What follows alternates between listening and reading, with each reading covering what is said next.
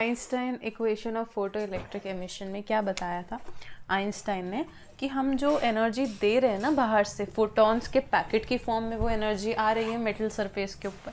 Metal surface में थे हमारे पास इलेक्ट्रॉन्स, ठीक है। इलेक्ट्रॉन्स हमने देखा था दो तरह के हो सकते हैं, एक इलेक्ट्रॉन जो सरफेस पर है और एक जो सरफेस से थोड़ा नीचे है। तो हमने बात की थी सरफेस इलेक्ट्रॉन की, कि सरफेस इलेक्ट्रॉन पर जब फोटॉन आएगा तो वो उस इलेक्ट्रॉन को हाई काइनेटिक एनर्जी से बाहर निकाल देते हैं। पर अगर हम इनर इलेक्ट्रॉन्स की बात करें तो उनमें आपस में भी कोलिजन होता है। तो हम अभी बात करें सरफेस इलेक्ट्रॉन की।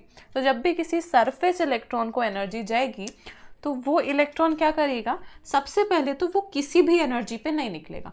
वो किस पे निकलेगा, वर्क फंक्शन जितनी एनर्जी होगी उससे ज़्यादा एनर्जी पे निकलेगा। तो कुछ एनर्जी यूज हुई वर्क फंक्शन की फॉर्म में, और जो बची हुई एनर्जी थी इसी एनर्जी में से वो काइनेटिक एनर्जी की फॉर्म में रिलीज हो गई।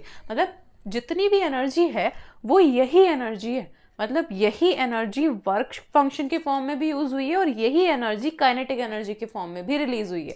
तो मतलब आइंस्टाइन ने एक इक्वेशन बनाई कि जो एनर्जी हम फोटॉन की दे रहे हैं वही एनर्जी वर्क फंक्शन के फॉर्म में भी स्टोर हो रही है और काइनेटिक एनर्जी की फॉर्म में भी रिलीज हो रही है। काइनेटिक एनर्जी यहाँ पर हम लेते हैं मैक्सिमम काइनेटिक एनर्जी वाले इलेक्ट्रॉन की, और ये एनर्जी होती है फोटॉन की, ठीक है। ये थी Einstein equation of photo electric emission. अब क्या मैं इस फोटॉन की एनर्जी को एच म्यू लिख सकती हूँ, जहाँ पर म्यू फ्रीक्वेंसी है और ये फाई नॉट है, प्लस क्या मैं काइनेटिक एनर्जी को ई वी नॉट लिख सकती हूँ। मैंने पहले भी ये फॉर्मूला तुमको बताया हुआ है, तो एक नया फॉर्मूला हमारे पास ये भी बन गया, ठीक है। क्या मैं यहाँ वर्क फंक्शन को एच म्यू, तो इसको लिखा मैंने, है ना। अब वर्क फंक्शन को क्या मैं एच म्यू नॉट लिख सकती हूँ, क्योंकि म्यू नॉट भी तो थ्रेशोल्ड फ्रीक्वेंसी है। वो फ्रीक्वेंसी जिसके ऊपर इलेक्ट्रॉन एमिट हो जाएगा वो म्यू नॉट है, थ्रेशोल्ड फ्रीक्वेंसी। यहाँ लिख देते हैं म्यू नॉट मतलब थ्रेशोल्ड फ्रीक्वेंसी, ठीक है, प्लस ई वी नॉट। हम एक और फॉर्मूला बना सकते हैं इससे, mu is equals to C by lambda बताया था।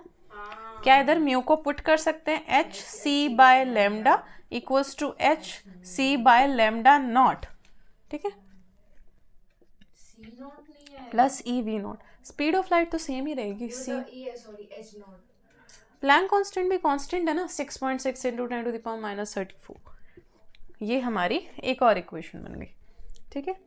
अच्छा, ये काइनेटिक एनर्जी, इसको हाफ एम वी स्क्वायर लिख दूं, है ना, और v हो गई मैक्सिमम इलेक्ट्रॉन की। तो ई पी, या फिर इसको हम एच म्यू लिखते हैं, is equals to phi not plus kinetic energy को लिख दिया हाफ एम वी स्क्वायर। ये वेलोसिटी है मैक्सिमम वेलोसिटी वाले इलेक्ट्रॉन की, जो मैक्सिमम काइनेटिक एनर्जी से मूव कर। ये सारे फॉर्मूलाज हैं। अब देखो, अगर उन्होंने बोला कि आप काइनेटिक एनर्जी निकालो या वेलोसिटी निकालो, तो हम क्या करेंगे, इसको उधर भेज देंगे। तो ये हो जाएगा हाफ एम वी मैक्सिमम का square is equals to H mu minus phi not. मतलब अगर काइनेटिक एनर्जी पूछी है वो भी निकाल सकते हैं, इसमें वर्क फंक्शन पूछा है वो भी निकाल सकते हैं। ऊपर से मिटा दूँ क्या। अच्छा, अब मैं ना एक क्वेश्चन पूछ रही हूँ कि जब मैंने बल्ब की या उसकी इंटेंसिटी इंक्रीज करी, तो इंटेंसिटी इंक्रीज करने से क्या होगा, नंबर ऑफ फोटॉन इंक्रीज हो जाएगा। नंबर ऑफ फोटॉन ज़्यादा हिट करेंगे। देखो, ये जो ट्यूब है इस पे हमने कैथोड पे ज़्यादा एनर्जी दी, ज़्यादा एनर्जी नहीं सॉरी इंटेंसिटी दी, तो यहाँ पर से ज़्यादा फोटॉन हिट करेंगे तो ज़्यादा इलेक्ट्रॉन निकालेंगे। तो क्या number of emitted electron increase हो जाएगा, increase in number of electron emitted. अब ज़्यादा इलेक्ट्रॉन एमिट होंगे तो क्या काइनेटिक एनर्जी इंक्रीज होगी, नहीं होगी। यही तो पॉइंट मैं बताना चाह रही हूँ तुमको,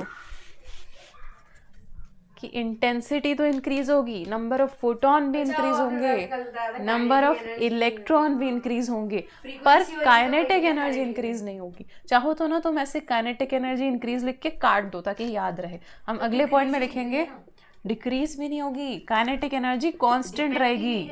हाँ, कांस्टेंट रहेगी, क्योंकि ये क्या है, एनर्जी है, it only depends on frequency. हाँ, तो ये सिर्फ फ्रीक्वेंसी पर डिपेंड करेगी। ये वाला ग्राफ बताया था ना मैंने, स्टॉपिंग पोटेंशियल वर्सेस फ्रीक्वेंसी का। तो जो मैंने बोला था ना, ये याद रख लो, h बाई ई और माइनस फाई नॉट बाई। अब उसका हम प्रूफ करेंगे। अब देखो E is equals to phi not plus kinetic energy maximum, ये था हमारा। और E को हमने h म्यू लिखा था इक्वल्स टू, फाई नॉट को भी हम h म्यू नॉट लिख सकते हैं, पर हम नहीं लिखेंगे क्योंकि यहाँ पर फाई नॉट के बीच में ही ग्राफ बना रहे हैं ना, तो फाई नॉट लिख दिया। प्लस काइनेटिक एनर्जी को हम क्या लिख सकते हैं, ई वी नॉट लिख दें। अपन क्या करते हैं कि ई है ना, उसको नीचे ले आएंगे, इसको उधर ले आते हैं, H mu minus phi not ले लिया, ठीक है, इधर ले लिया ई वी नॉट, इस ई को इन दोनों के नीचे ले आते हैं, तो ये ई हो गया, ये ई हो गया, पूरे पे जाएगा तो अलग अलग लिख सकते हैं ना। अब लगाओ y is equals to M X plus C, ये एम एक्स यहाँ पर आएगा प्लस सी, ठीक है। हमें ग्राफ किसके बीच में बनाना है, y एक्सिस पे स्टॉपिंग पोटेंशियल, ये है y एक्सिस पे, तो y पे ये v नॉट आ गया, फिर x एक्सिस पे है फ्रीक्वेंसी, तो x पे फ्रीक्वेंसी आ गया, तो स्लोप क्या बचा, h बाई ई नॉट बचा, तो स्लोप हो गया इसका h बाई ई, है ना, और c हो गया इसका minus phi not by E, तो c हो गया माइनस फाई नॉट बाय ई, ये आ गया दोनों अपने पास। अब देखो एक ग्राफ बना रहे हैं हम फ्रीक्वेंसी वर्सेस फोटो करंट का, फ्रीक्वेंसी वर्सेस फोटो करंट, ये हमारी फ्रीक्वेंसी, ये है हमारा फोटो करंट, नहीं यहाँ लिखेंगे हम फ्रीक्वेंसी, यहाँ लिखेंगे फोटो करंट। अच्छा बताओ कैसा ग्राफ बनाऊं मैं, फ्रीक्वेंसी सिर्फ एनर्जी पे डिपेंड करती है, फोटो करंट नंबर पे डिपेंड करता है, पर ये दोनों आपस में डिपेंड ही नहीं करती, मतलब फ्रीक्वेंसी बढ़ाने पर फोटो करंट चेंज ही नहीं होगा, तो कांस्टेंट ग्राफ आएगा, स्ट्रेट लाइन। अब देखो एक पॉइंट आता है कि हमने इस ग्राफ को यहाँ से स्टार्ट क्यों नहीं किया, थोड़े दूर से क्यों स्टार्ट किया, बताओ, क्योंकि एक पर्टिकुलर फ्रीक्वेंसी होगी, थ्रेशहोल्ड फ्रीक्वेंसी, जिस पर फोटो करंट एमिट होंगे, जीरो फ्रीक्वेंसी पर एमिट होंगे ही नहीं, तो इसलिए थ्रेशहोल्ड फ्रीक्वेंसी से हमें ग्राफ स्टार्ट करना। अब ये हमने बनाया है स्टॉपिंग पोटेंशियल वर्सेस फ्रीक्वेंसी का, कभी कभी तुम्हें कंफ्यूज करने के लिए काइनेटिक एनर्जी वर्सेस फ्रीक्वेंसी का भी ग्राफ दे देते हैं, ठीक है, सेम बनेगा। क्यों सेम बनाया मैंने, क्योंकि पोटेंशियल भी एक एनर्जी होती है, काइनेटिक एनर्जी भी एक एनर्जी होती है, तो ग्राफ एकदम सेम बनेगा, स्लोप अलग होगा। अब स्लोप अलग कैसे होगा वो मैं इक्वेशन करके बताती हूँ, ये मिटा दूँ नीचे वाला,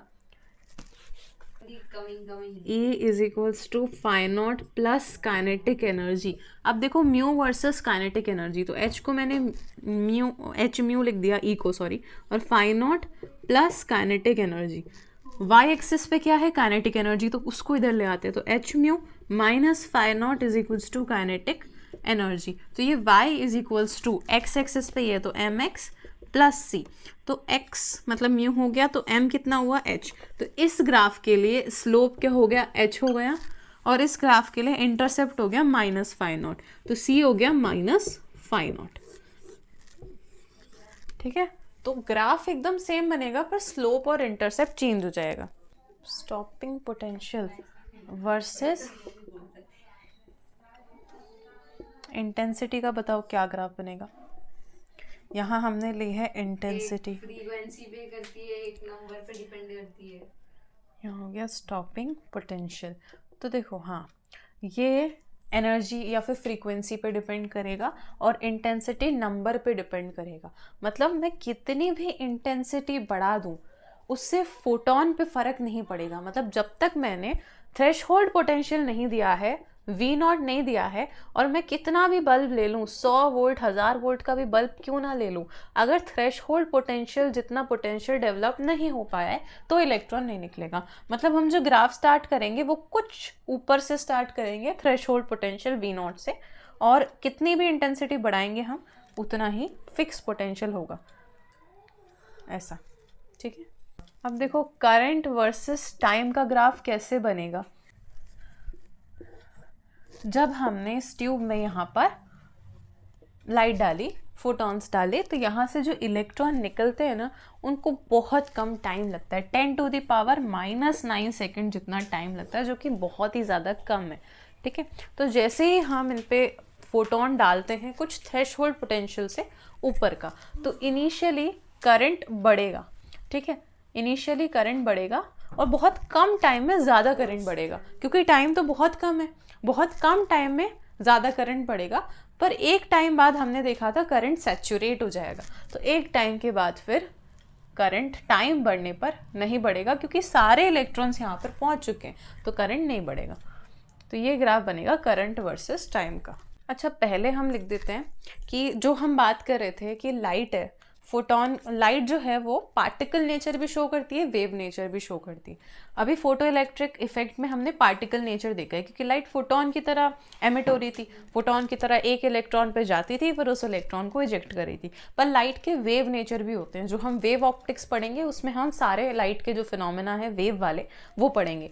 तो हम दोनों फिनोमेना लिख लेते हैं। वेव नेचर ऑफ लाइट कहाँ शो होता है, उसके 3 नाम तुमको ध्यान रखने हैं, वैसे याद नहीं करने पड़ेंगे क्योंकि वेव ऑप्टिक्स में हम डिटेल में पढ़ेंगे। एक होता है इंटरफेरेंस, इंटरफेरेंस, एक होता है डिफ्रैक्शन, एक होता है पोलराइजेशन। ये 3 फिनोमेना है जिसमें लाइट अपना वेव नेचर दिखाती है। पार्टिकल नेचर में हम लिख सकते हैं photo electric effect, particle nature of light में हम लिखेंगे फोटो इलेक्ट्रिक इफेक्ट, और एक होता है Compton effect, Compton effect. Compton effect तुम्हारे सिलेबस में नहीं है, वो मेरे सिलेबस में, तुम लोगों को नहीं पढ़ना है। ये नाम ध्यान रखना। वेव नेचर, वेव थ्योरी मतलब wave nature of light, photo electric effect. हाँ, अब देखो वेव थ्योरी मतलब कि हम लाइट को वेव की तरह लेके चल रहे हैं, ठीक है। तो अगर लाइट वेव होती तो क्या होता, एक कंटिन्यूस पैटर्न में डिस्ट्रीब्यूट होती। अभी तो हम फोटो इलेक्ट्रिक इफेक्ट में क्या बोल रहे हैं कि लाइट क्या पार्टिकल नेचर एग्जिबिट करिए, तो एक फोटोन होता है वो एक इलेक्ट्रॉन से इंटरैक्ट करता है, तो पार्टिकल पार्टिकल इंटरैक्शन हो रहा है। पर अगर वो वेव है ना तो वो यूनिफॉर्मली डिस्ट्रीब्यूट होती है। तो हम बोल रहे हैं कि अगर अकॉर्डिंग टू वेव थ्योरी अगर हम इंटेंसिटी बढ़ाते हैं तो एनर्जी ऑफ पार्टिकल बढ़नी चाहिए, और एनर्जी बढ़ रही है तो काइनेटिक एनर्जी भी बढ़नी चाहिए अकॉर्डिंग टू, अरे सुन ही नहीं रहे हो, अब इंपॉर्टेंट बात आ गई। इंटेंसिटी, हाँ, इंटेंसिटी बढ़ने पे एनर्जी कैसे बढ़ेगी? वेव थ्योरी के अकॉर्डिंग। वेव का मतलब क्या है, कंटिन्यूस पाथ है, हम फोटोन वगैरह की बात ही नहीं कर रहे, एक कंटिन्यूस रेडिएशन है वेव, है ना, हमने इलेक्ट्रोमैग्नेटिक वेव में पढ़ा है कंटिन्यूस रेडिएशन है। तो इंटेंसिटी बढ़ाने पर वेव थ्योरी के अकॉर्डिंग एनर्जी बढ़नी चाहिए, एनर्जी बढ़ रही है तो काइनेटिक एनर्जी ऑफ इलेक्ट्रॉन भी बढ़नी चाहिए। पर क्या ऐसा एक्चुअल में होता है, नहीं होता है, क्योंकि इंटेंसिटी तो एनर्जी पे डिपेंड ही नहीं करती, इंटेंसिटी तो सिर्फ नंबर ऑफ फोटोन पे डिपेंड करती। तो फर्स्ट फेलियर वेव थ्योरी का यहाँ पर आ गया हमारा, तो इसको मैं पहले थ्योरी में लिखवा रही हूँ, फिर हम नेक्स्ट पॉइंट डिस्कस करते हैं। 3 पॉइंट है इसके। According to wave theory,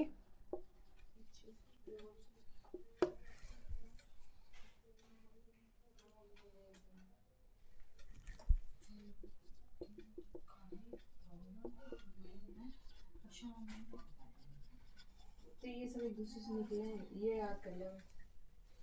ये ऐसे करेंगे आएगा क्वेश्चन में।